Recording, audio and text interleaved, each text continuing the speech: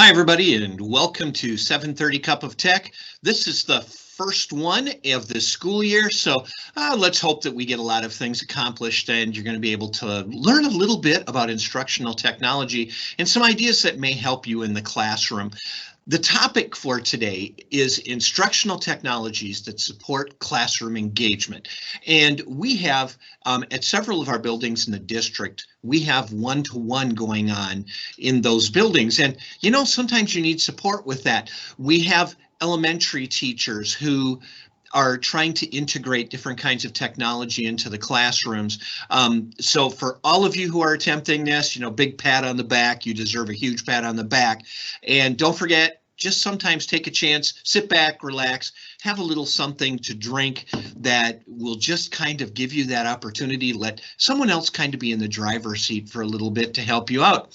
So that's what 7:30 Cup of Tech is all about, giving you a chance to sit back, relax, and learn a little bit about instructional technology.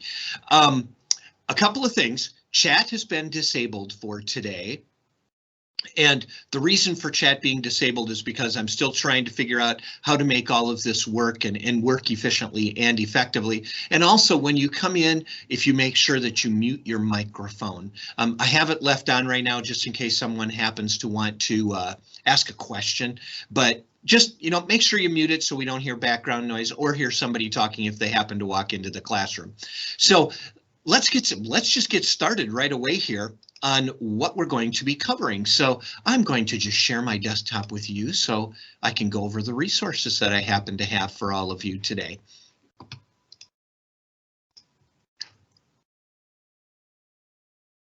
All right, with our instructional technologies to support classroom engagement, there's a couple of things for you to keep in mind with this. Number one, this could be a question you may have. Do I use a different teaching approach when using technologies in my classroom? Second question you may have is, do I substitute what I teach with technology resources? That's an awesome question that I get all the time. And the third question, what if I don't have all the answers or know how to use technology? You would be amazed at how often that question gets asked.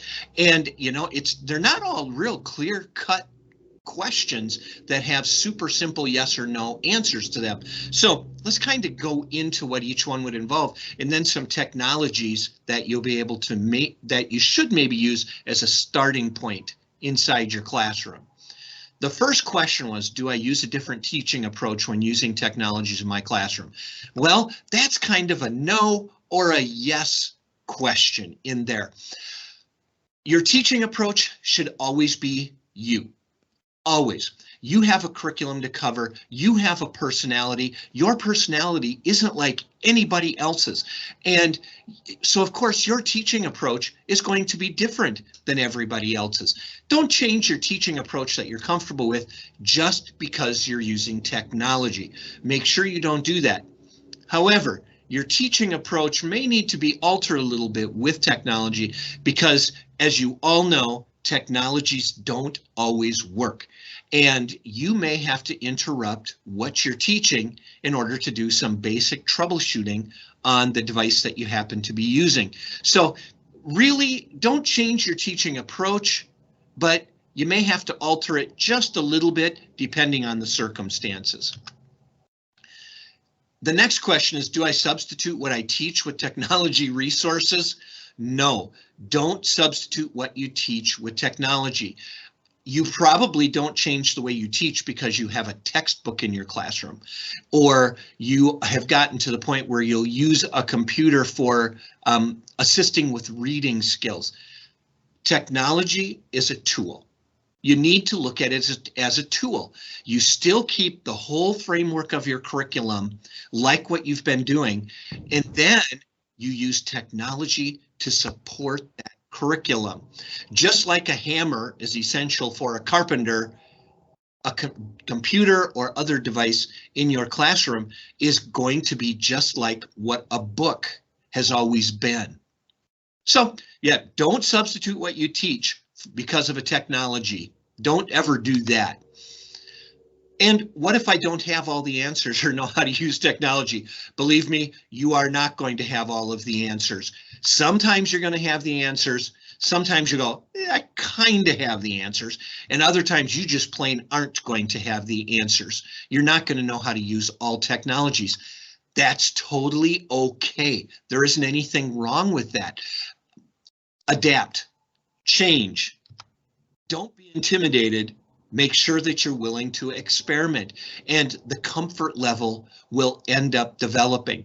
A lot of people are so afraid of integrating technologies into their classroom, and they get so hung up on phrases like one-to-one that they forget all that any of that is a support. That's not doing the teaching for you. You're the teacher. That's why we always need to have teachers. Somebody has to guide students, no matter what their age, in the direction they need to go in order to learn the best. So, you know, I know it's easy for me to say don't be intimidated, but there are all kinds of new things that we start in the district that, believe me, I feel extremely intimidated by, and I have to learn as I go along, and I continue to learn. It never stays the same.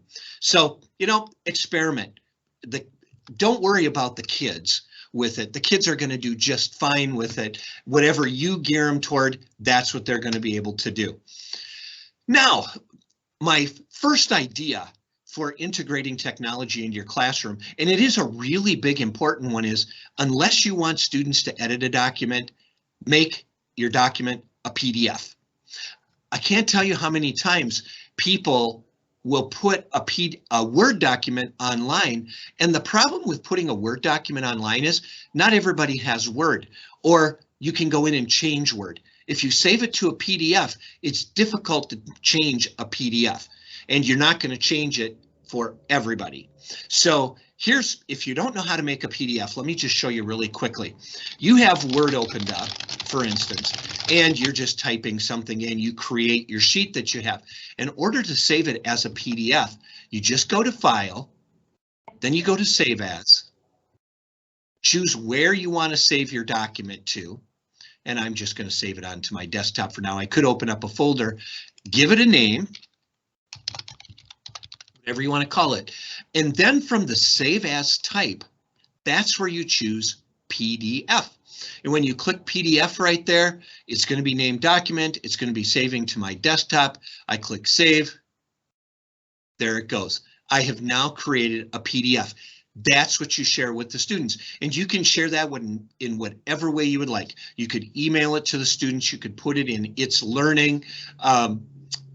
You could have it in your OneDrive, and the students can go into your OneDrive folder that you share with them. That's the beauty of PDFs.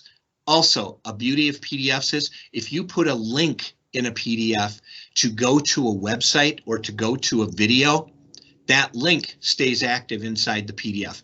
Pretty awesome to be able to do that. So that's a really important little tip that I can give to you about a starting point for you in your classroom for sharing information with your students. Another one is use Microsoft Forms for feedback and for quizzes. We too often just overlook the power that Forms has. Forms is really, really awesome. And when you go to Forms, it's in your 365 dashboard. It's just right down here in your dashboard. You can create quizzes inside of Forms, or you can create a survey that the students would be able to fill out so you could gather some information from them. So the survey would be really great for a formative assessment. How do the kids feel? What have they learned already? Or you could also do that with a quiz. A lot of teachers that I've talked to weren't even aware that they could create a quiz inside of Forms. And when you create a quiz, you're not limited to just asking the questions in here. You can give your quiz a name. You can add something new to it. And right here, I'm going to add a section because in that section, here's the really cool part. If I come over to the far right-hand side of that text, when I click on this button, I can add a video. So I could find a video on YouTube, for example. I can click add, and that video will show up. Now I can add questions underneath after the students watch this video.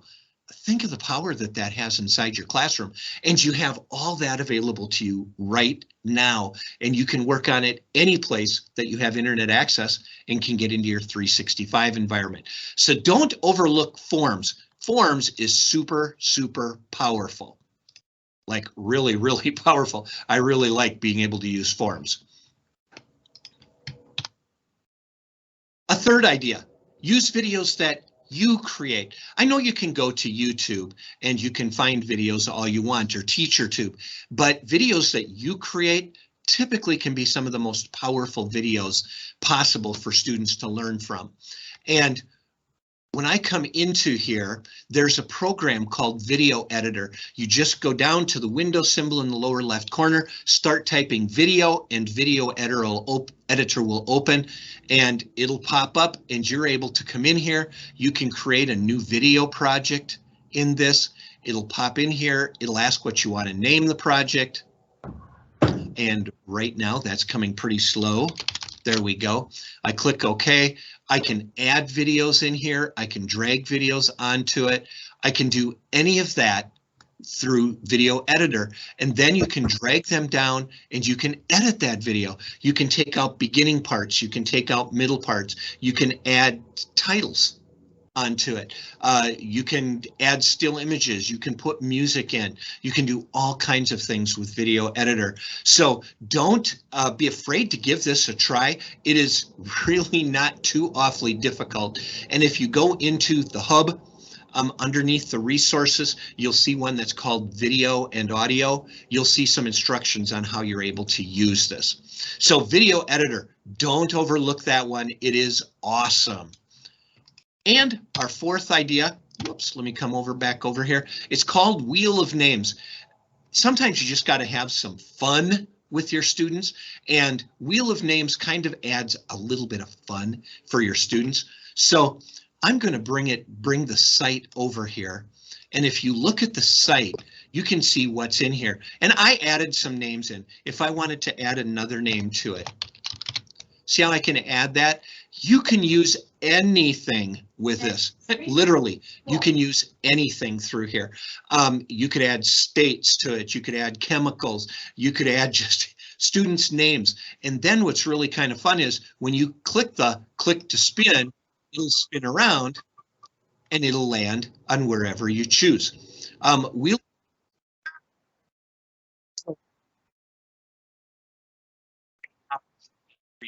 to be able to do some things in your classroom that are fun, but they're constructive at the same time. So you do have the option that when you're inside of this, you can come into your, I gotta find it on here right now. I am missing it. Oh, wouldn't you know? I am missing my, and I'm missing it, and I know it's here, and I've used this a lot of times. Oh, customize. I would or another idea. You can come in and you can change what the sound is when it's rotating. If you'd like, you can allow duplicates in it. You can actually change that spin time. Believe me, don't go up to 50, 60 seconds, way too long to be able to do. And you can also change the number of entries that you're going to see on the wheel. They've covered a lot in this. You can share it if you want. You can save that. That works out really well. I like to be able to use the share and embed, and you can embed it into It's Learning or onto your web page, whatever you create, and it's totally interactive at that point. Really kind of a great idea for being able to integrate that into your classroom.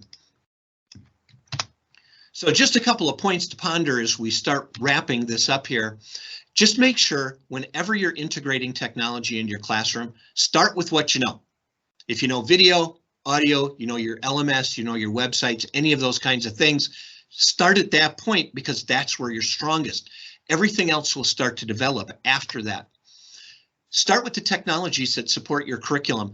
Don't go out and look for a technology because you think it's really cool.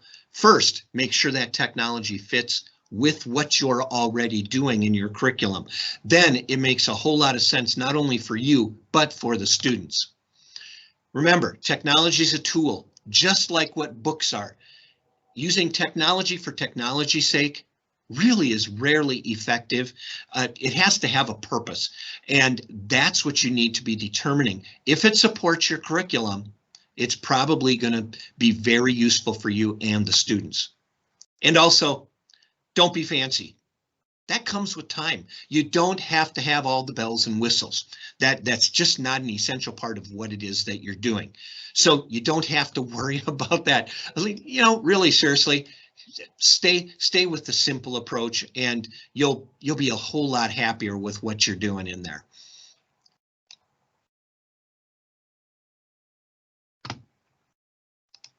All right. Well, I thank you. Our time has run out for the day, and I'm bringing this down here. There we go. Our time has run out for the day. So I want to make sure that I thank you for being a part of this episode. And it was really great having you be here. I hope you enjoy the rest of your day. Everything goes well for you, and that you're able to integrate those technologies into your classroom. So thanks everybody for being here. Take care, and I will talk to you later. Bye.